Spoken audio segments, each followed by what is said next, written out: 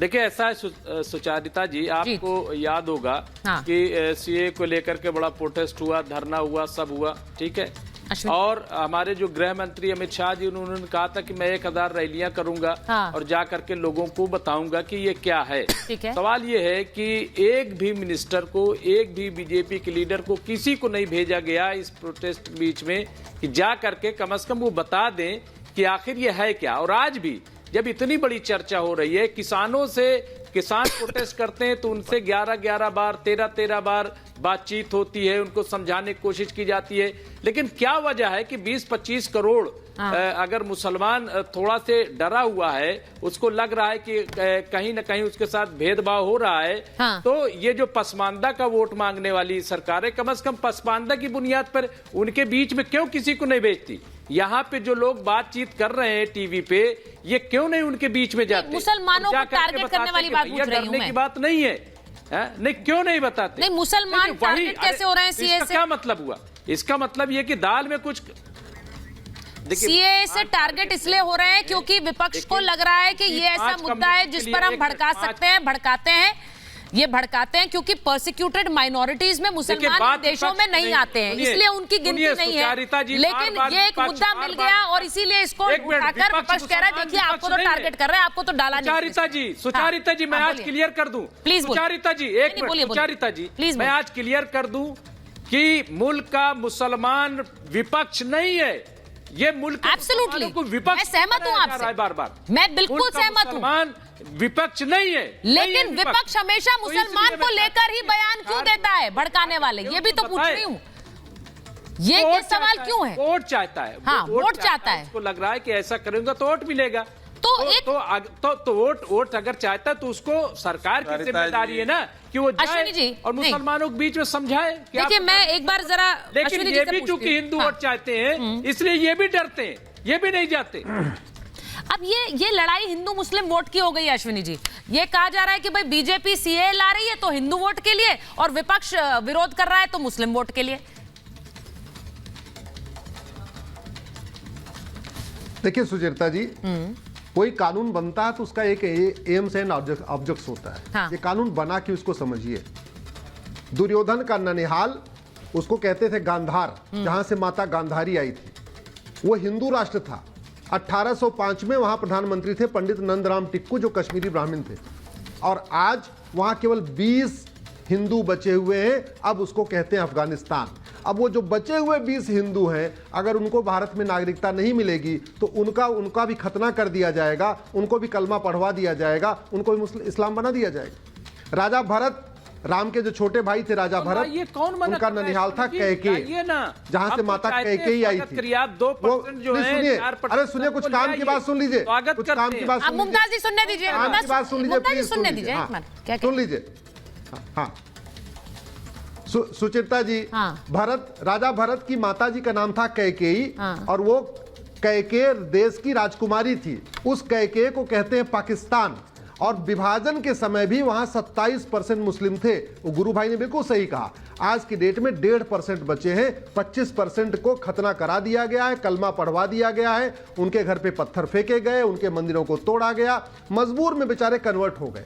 अब जो बचे हैं 2%, उसमें से जो आ रहे हैं, अगर उनको एक अलग से रास्ता नहीं दिया जाएगा नागरिकता के लिए, उनको कुछ छूट नहीं दी जाएगी, तो वो यहाँ क्यों आएंगे? यहाँ आ रहे हैं इस आशा के साथ आ रहे हैं कि ये हमारे जन्मभूमि है, ये बांट दिया गया, वो उसी भारत के पास। अश्विनी जी, सीए के बाद एनआरसी आएगा क्या? आपको क्या लग रहा है? उनकी प्रतिबद्धता है बीजेपी की, वो हमेशा से कहते हैं एनआरसी आएगा, मुसलमान कहता है एनआरसी आएगा तो ये हमारे खिलाफ हो जाएगा। हाँ, ये तो संविधान की प्रतिबद्धता है। प्रत्येक देश में रजिस्टर होता है, हॉस्पिटल में रजिस्टर होता है, स्कूल में अटेंडेंस का रजिस्टर होता है, हर देश में अपना अपना रजिस्टर होता है, तो भारत में होना चाहिए। ये तो कायदे से नेहरू जी को करना चाहिए था, 1950 में करना चाहिए था, 1960 में करना चाहिए था। जो उन लोगों ने नहीं किया वो मेरे दर्शक इसको इस तरह से समझे कि एनआरसी होगा तो कागज दिखाने पड़ेंगे। 2017 में ये आप कब आए भारत में, आप कब से रह रहे हैं, आपके पुरखे कब से आए? ये बार बार ये डर बिठाया जाता है कि भाई बहुत से लोग जो बाद में आए 71 के बाद आए, उनके पास कोई कागज नहीं होंगे तो उनको देश से बाहर निकालने के लिए कहा जा सकता है। यही बात बार बार देश के मुसलमान को एक डर दिखाने के लिए इस्तेमाल होती है। तो मैं इसीलिए कह रही हूं कि क्या एनआरसी है अगला कदम सीए के बाद, ये सवाल है। लेकिन एक बड़ी खबर आ रही है, वो बता देती हूं कि कांग्रेस ने अपनी लिस्ट जारी कर दी है, दूसरी लिस्ट है। मैं जरा पॉलिटिकल टर्न एक ले रही हूं क्योंकि कांग्रेस ने अपनी लिस्ट जारी की और इसमें जो नाम है वो बड़े इंटरेस्टिंग है। कांग्रेस ने कमलनाथ के बेटे नकुल नाथ को टिकट दिया है, छिंदवाड़ा से वो चुनाव लड़ेंगे, और अशोक गहलोत के बेटे वैभव गहलोत को टिकट दिया है लोकसभा का, वो जालौर से चुनाव लड़ेंगे। यानी अशोक गहलोत चुनाव नहीं लड़ रहे हैं, ये खबरें पहले से आ रही थी। कमलनाथ ने खुद कह दिया था मैं इस बार लोकसभा चुनाव नहीं लड़ूंगा। अब उनकी जगह, इन दोनों ही नेताओं की जगह उनके बेटों को टिकट दिया गया है लोकसभा चुनाव का। तो क्या अब कांग्रेस के लिए अगला जनरेशनल चेंज है ये कि वो अब वैभव गहलोत और नकुल नाथ को टिकट दिया गया, एक तरफ छिंदवाड़ा से, दूसरी तरफ जालौर से। अशोक गहलोत चुनाव नहीं लड़ रहे हैं और उसी के साथ साथ कमलनाथ चुनाव नहीं लड़ रहे हैं। तो ये इस वक्त की एक बड़ी खबर है क्योंकि कांग्रेस ने अपनी दूसरी लिस्ट जारी की है। अब लिस्ट के मामले में भी थोड़ा सा पीछे चल रहे हैं वरुण जी, आप लोग।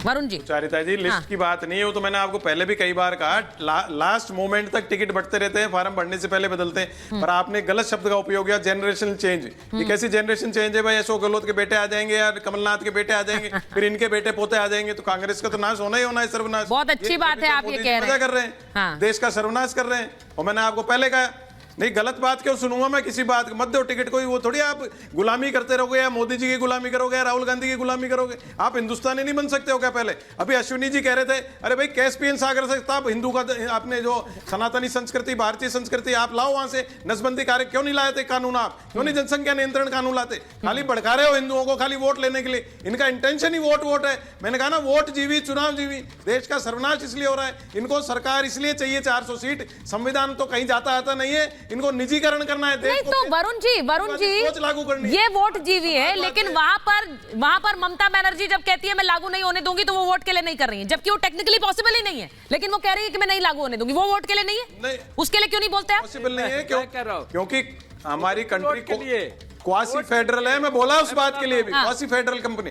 जब ये अपने वोट मांग रहे हैं तो वो भी अपने वोट मांग रहे हैं। वो तो साधु संत हो जाए और बीजेपी साधु संत नहीं हो, ये वोट के काम करे सारे।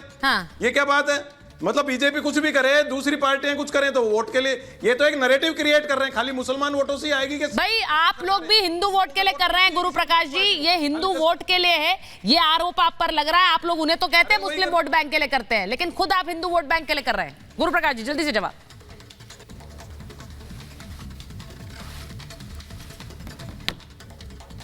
आवाज नहीं आ रही उनकी।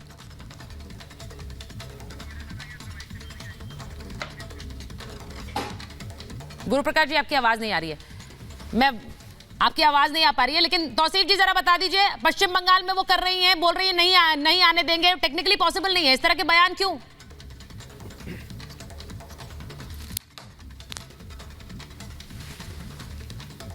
पश्चिम बंगाल में बहुत सारे ऐसे लोग हैं जो मैंने पहले भी बताया, जिनके पास में वोटर कार्ड, आधार कार्ड है।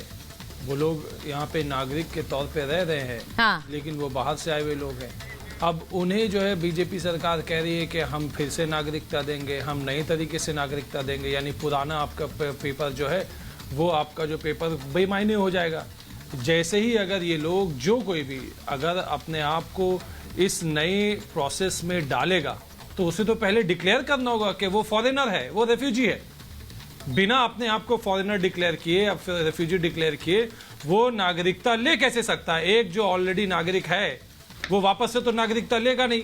और जब उसे अब नागरिकता दिया जाएगा तो उसके पिछले जो दिन इतने जो, ठीक है, मैं ये उम्मीद कर रही हूं कि जब देश का एक कानून बन रहा है और वो पूरे देश पर लागू होगा तो उसमें अलग अलग राज्यों की एक मुखालफत की आवाज देश के लिए अच्छी तस्वीर नहीं है। उसमें आप अपनी संशोधनों की बात जरूर कर सकते हैं, लेकिन लागू नहीं करेंगे ये कहना मुझे नहीं लगता एक सही है, क्योंकि वो लागू तो होगा क्योंकि वो देश का कानून है। मेरे पास समय इतना ही था महाभारत में। बहुत बहुत धन्यवाद।